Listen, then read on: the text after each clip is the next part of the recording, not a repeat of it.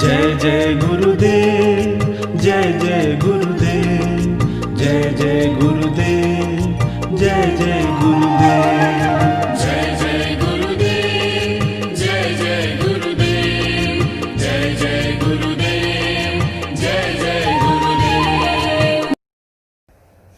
श्रीमद् करुणा सागर महाराज की जय। श्री कैवल धाम की जय।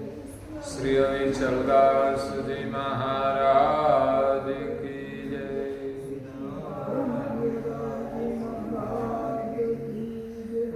सत केवल साहिब, सत केवल साहिब, सत केवल साहिब।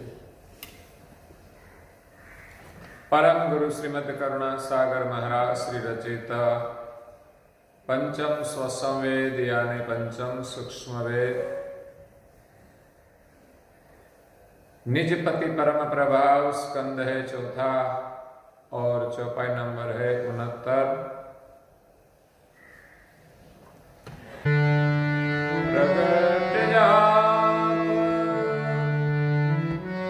कैवल मुख जापाए, गुप्त मंत्र गुरु ध्यान धर पाए, गुप्त मंत्र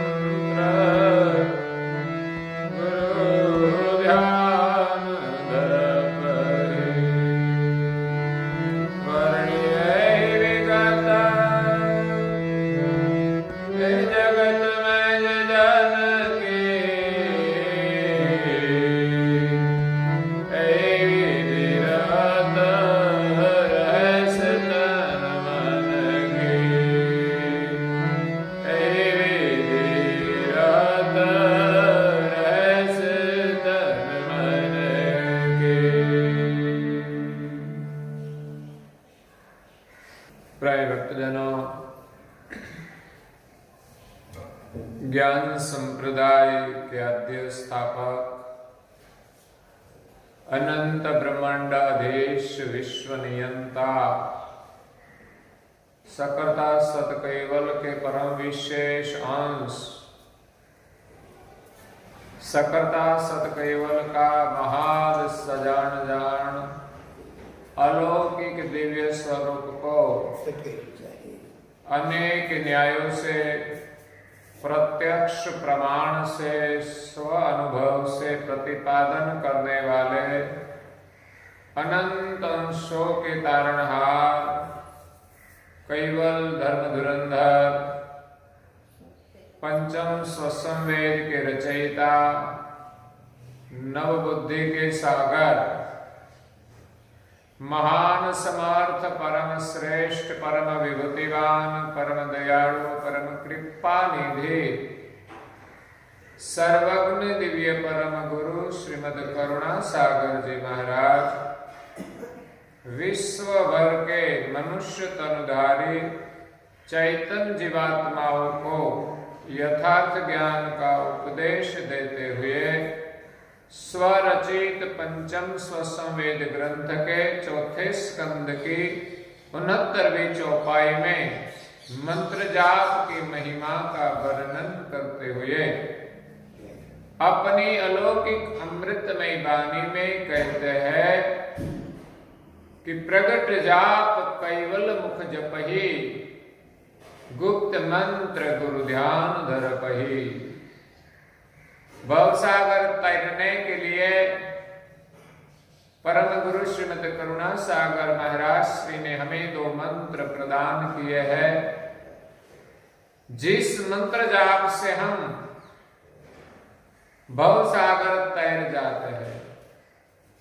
एक मंत्र है मुख से उच्चारण करके हम जाप कर सकते हैं, दूसरा है एकांत में ध्यान में बैठकर सुरता नृता का एकतार करके अंतर मन से अंतर हंग से जाप किया जाता है। तो एकांत में बैठकर जब हम ध्यान करते हैं तो इसमें कुछ सावधानियां बहुत जरूरी है। एकांत में भी माया अपना खेल दिखाती है। कई ऋषि मुनि एकांत में भी माया में फंस गए। कभी कभी ध्यान भजन का अभिमान हो जाता है, कभी कभी प्रकृति का प्रलोभन हमें ध्यान से भटका देते हैं। इसलिए ध्यान मार्ग में भी माया को जीतना बहुत कठिन है।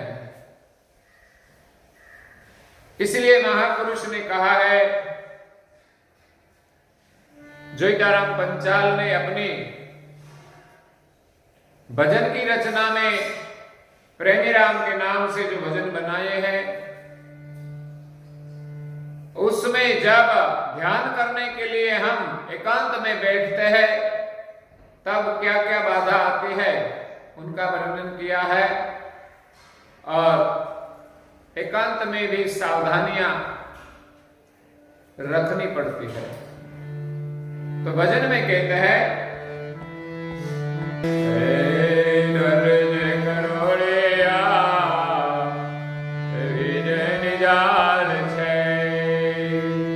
चलता हो उड़ता हो सोने पकड़नार छे,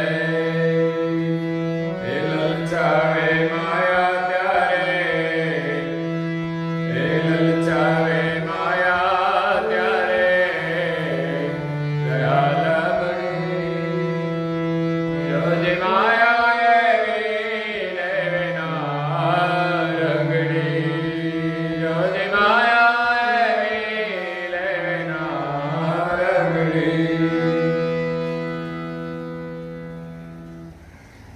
माया की जाल बहुत सूक्ष्म है। कभी कभी साधक एकांत में ध्यान करते हैं तब सूक्ष्म रूप लेकर सामने आ जाती है। जैसे नारद मुनि ध्यान में बैठ गए तो समाधि लग गई और कामदेव भी उनकी समाधि को तोड़ नहीं सका। नारद मुनि को अभिमान आ गया कि मेरे जैसा कोई ध्यानी नहीं, मैंने कामदेव को भी परास्त कर दिया। तो ये है माया का सूक्ष्म रूप। और कभी कभी एकांत में प्रकृति का ऐसा संजोग मिल जाता है कि कई सालों तक तपस्या करने के बाद भी साधक साधना के पथ से नीचे गिर जाते हैं। जैसे हम रास्ते पर चलते हैं तो कोई चिकट आती है और चिकट के पर हमारा पैर रखते हैं, हमारा पैर फिसल जाते हैं और हम गिर जाते हैं। इसी प्रकार ध्यान भजन के साधक को, तपस्वियों को भी माया ऐसा रूप दिखाती है कि इसमें साधक फंस जाते हैं। जैसे विश्वामित्र मेनका के मोह में फंस गए और सन्यासी जीवन को छोड़कर गृहस्थाश्रम में आ गए। कई सालों तक का तप एक क्षणवार में खत्म कर दिया। कमाई करने में सालों लगते हैं लेकिन खत्म एक क्षण में भी हो जाता है। इसलिए माया का तो यही काम है कि कोई भी जीव इस मेरे क्षेत्र से बाहर निकलकर आगे नहीं जाना चाहिए। इसीलिए माया जितना हो सके उतना साधक को रोकने का प्रयास करते हैं। सृष्टि के आद्य में निरंजन पुरुष महामाया को छोड़कर महाशून्य में चले गए। प्रकृति ने रुदन किया, फिर भी निरंजन पुरुष नहीं रुके। निरंजन ने कहा कि आप 3 पुत्र और 3 पुत्रियों को लेकर सृष्टि का विस्तार करें। तो विस्तार को आगे बढ़ाया। ब्रह्मा जी के साथ सावित्री का संबंध किया, विष्णु के साथ लक्ष्मी जी का संबंध किया और महादेव के साथ पार्वती का संबंध करके तीनों देवों को भी संसार में जोड़ दिया, गृहस्थाश्रम में जोड़ दिया। 3 देव घरबारी हो गए, संसारी हो गए। इसी के कारण 3 देव और 3 देवियां भी सृजनहार को भूल गई। ब्रह्मा से सृष्टि का विस्तार आगे बढ़ता है। विष्णु जी सत्वगुण प्रधान है, उनको कोई संतान नहीं हुई। महादेव जी तमोगुण प्रधान है, उनको 2 संतान हुई, आधे घरबारी रहे और आधा वक्त स्मशान में जाकर वो ध्यान करते थे। सृष्टि विस्तार का कार्य ब्रह्मा जी से आगे बढ़ा। ब्रह्मा रजोगुण प्रधान है, उनके यहां संतति हुई। सनक सनंदन आदि जो हुए संतान, जिनको सनकादिक कहते हैं। पहले 4 सनकादिक का जन्म हुआ, बाद में ये वो 4 सनकादिक ब्रह्मा जी का 5वां मुख का ज्ञान सुनकर, 5म स्वसंवेद का ज्ञान सुनकर शून्य में तप करने के लिए चले गए। तब प्रकृति ने रोकने का प्रयास किया, लेकिन वो रुके नहीं। उनके पीछे ब्रह्मा जी को 10,000 सनकादिक हुए। वो सब 4 वेद की वाणी सुनते थे तो सृष्टि का ज्ञान होता था, और 5वां वेद की ज्ञान सुनकर सर्जनहार की प्राप्ति के लिए ब्रह्म सदन का सुख छोड़कर महाशून्य में तप करने के लिए चले गए। इन सभी संकादिकों को रोकने का माया ने बहुत प्रयास किया, लेकिन वो कोई संकादिक माया की पकड़ में आया नहीं। वैरागी बनकर सर्जनहार की खोज में चले गए।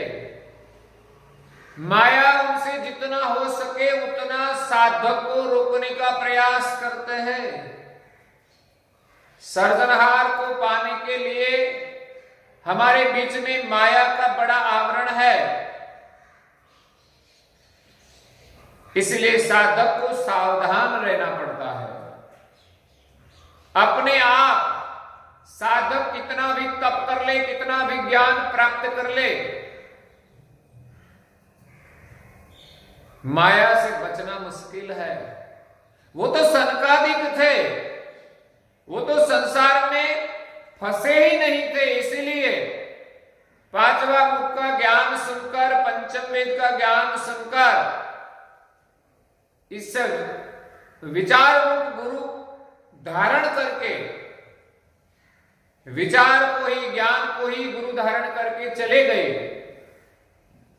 लेकिन माया में फंसे हुए साधक को सिर्फ ज्ञान सुनकर बाहर निकलना भी मुश्किल है। इसीलिए माया से सावधान रहे। डर जे करोड़िया जेरी एनी जाल छे, या गुजराती में कहा है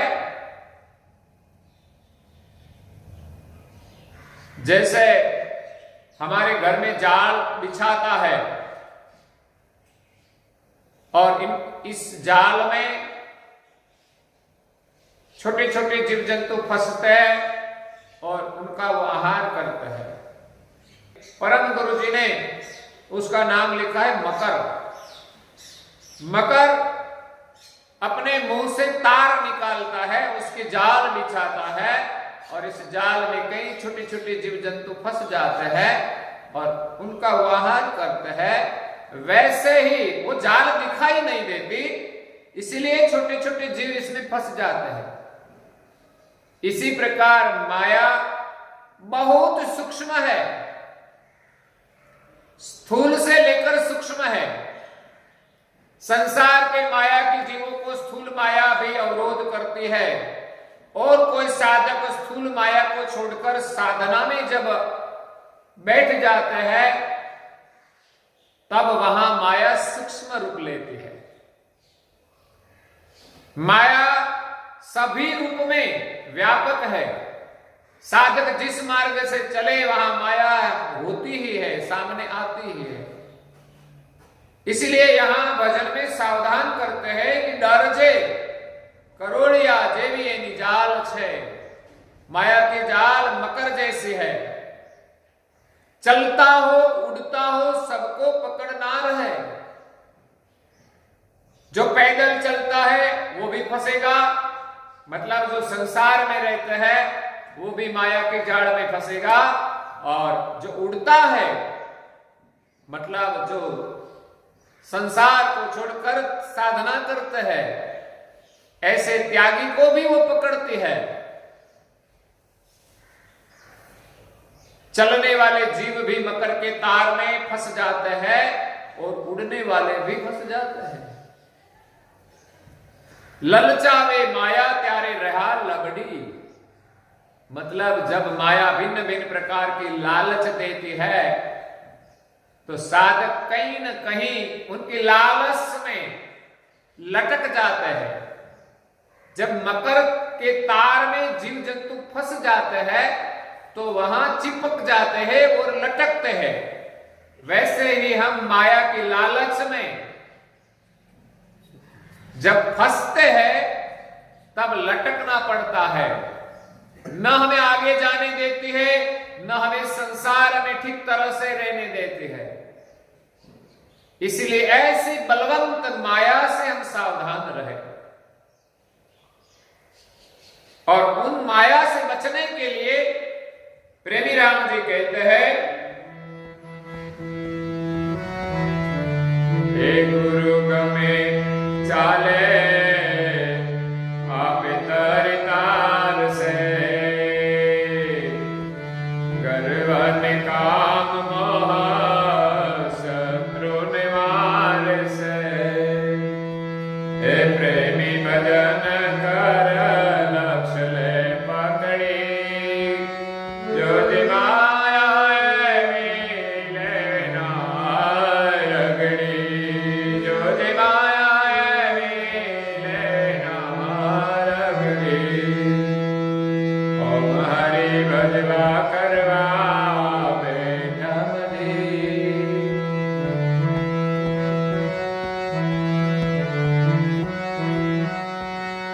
जो माया मिले ना रगड़ी।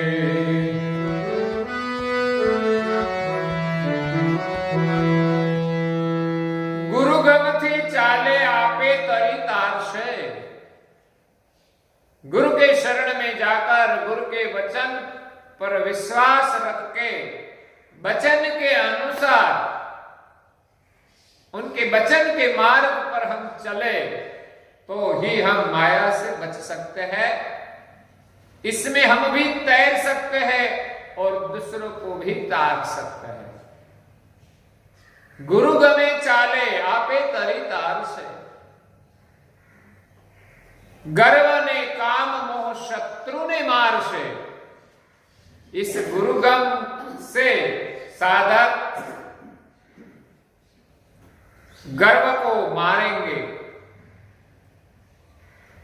गर्व से बच जाएंगे। गर्व ने काम अभिमान का, वो अभिमान गुरु कृपा से ही छूटता है। नहीं तो हम छोटी सी भी क्रिया करें उनका अहंकार आता ही है, क्योंकि हम जो जो काम करते हैं वो अंतर में अहम में धारण करके करते हैं और बाद में वो मिथ्या अहंकार बढ़ जाता है। बिना अहम में काम नहीं हो सकता, इसीलिए काम करने का तो अहम में होना ही चाहिए, लेकिन काम करने के बाद एक काम मैंने किया वो मिथ्या अहंकार नहीं होना चाहिए। अपनी वाहवाह अच्छे काम की, वो भी एक प्रकार का गर्व है। संसार में जिसने जिसने अभिमान किया वो सब मिट्टी में मिल गए। किसी ने भजन में कहा है, गर्व कियो सोई नर हार्यो, सिया राम जी से गर्व कियो सोई नर हार्यो। गर्व कियो एक लंकापति रावणे, उसका अभिमान नहीं रहा। संसार में जिसने जिसने अभिमान किया वो ऊंचाई से नीचे गिर गए। कहा जाता है कि नाथ संप्रदाय के गुरु गोरखनाथ बहुत तपस्वी थे। उनको भी तप का अभिमान था कि मैं बड़ा ज्ञानी हूं, मैं तपस्वी हूं। और संप्रदाय वाले को जबरदस्ती से अपने सेवक बना देते थे। वैष्णव परेशान हो गए, तब कबीर जी मिले और उनके साथ संवाद हुआ। संवाद में चर्चा हुई कि आप अपने ज्ञान का अभिमान करते हो, लेकिन दोनों के बीच संवाद हो इसमें जो जीते वो बड़ा और जो हारे वो छोटा। गुरु गोरखनाथ को अभिमान था, तो संवाद करने के लिए जमीन में त्रिशूल गाड़ दिया अंदर और उन त्रिशूल के ऊपर बैठे आसन लगा के अपना तप दिखाया। तब कबीर साहेब एक छोटा सा धागा आकाश में फेंका, उनके पर विराजमान हुए। तब गोरखनाथ का अभिमान चूर चूर हो गया। इसमें गोरखनाथ हार गए चर्चा के पहले ही।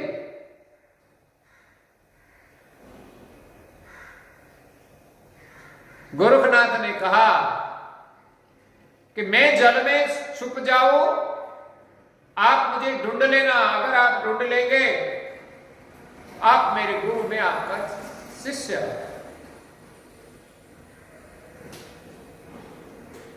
तो कहा जाता है कि नदी के पानी में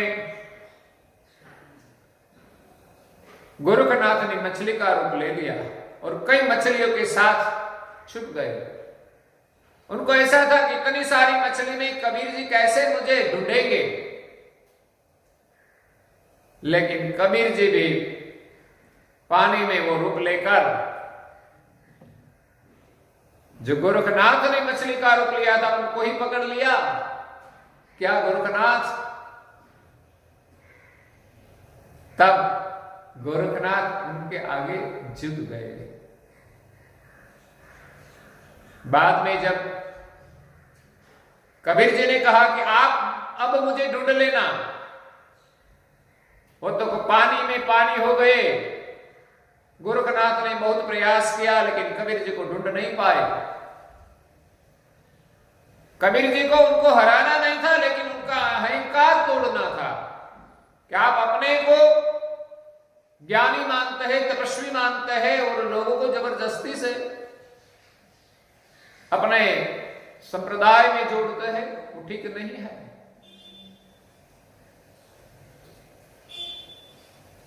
दिव्य परम गुरु जी ने भी एक भजन में कहा है,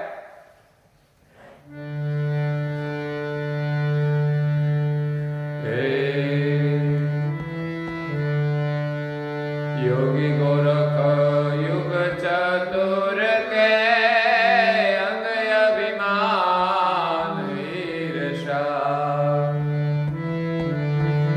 गोरख योगी युग चतुर के अंग अभिमान ईर्षा, जय स्वाद किनो कबीर ते, जय स्वाद किनो कबीर ते, समझ देख गए सीखा,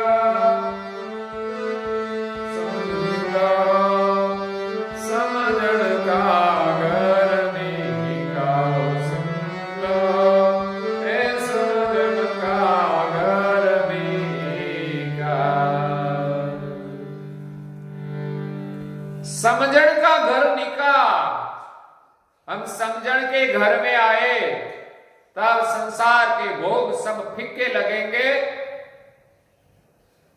गुरुगम की समझ जब हमारे अंतर में आएगी तब सत्य की प्राप्ति होगी।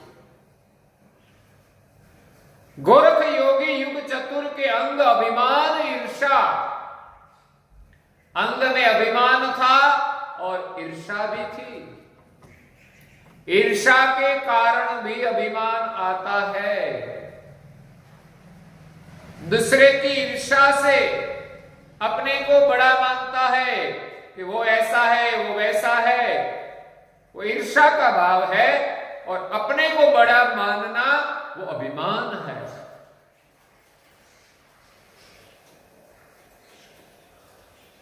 जय संवाद कबीर ते किनो, जब कबीर साहिब के साथ संवाद किया तब गोरखनाथ को समझ मिली और अपना अभिमान छोड़ दिया।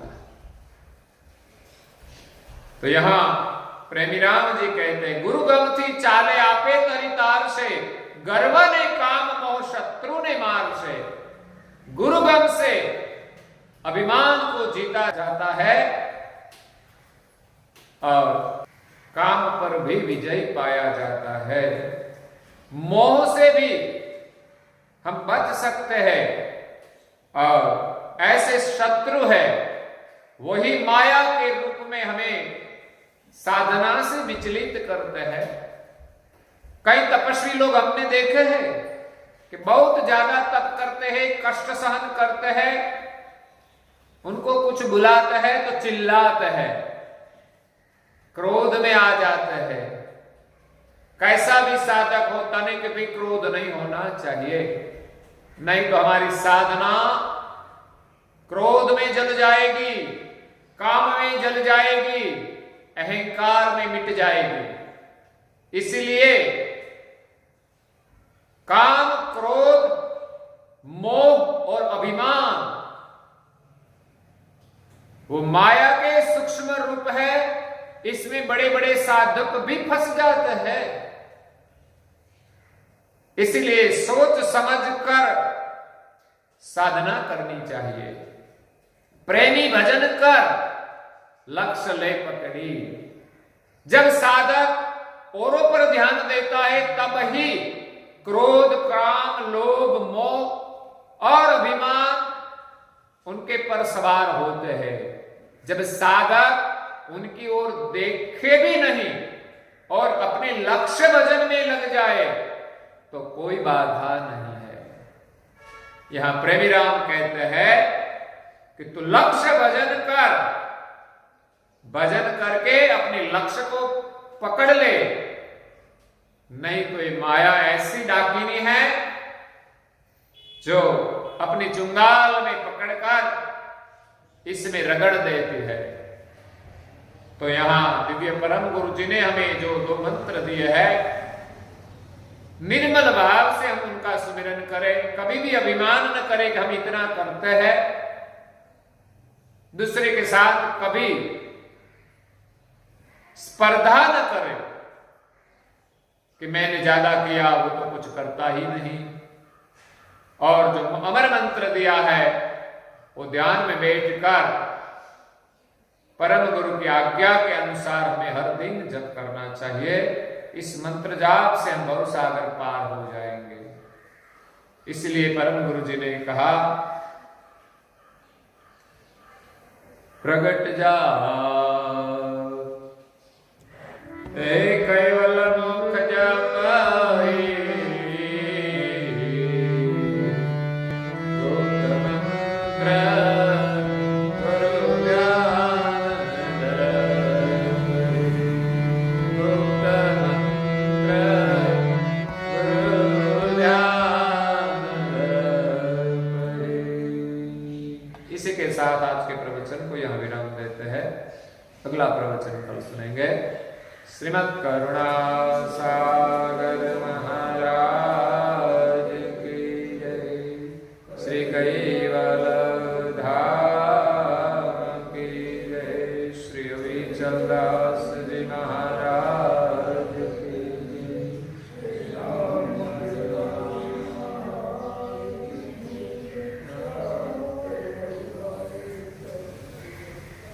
सत केवल साहेब, सत केवल साहेब, सत केवल साहेब।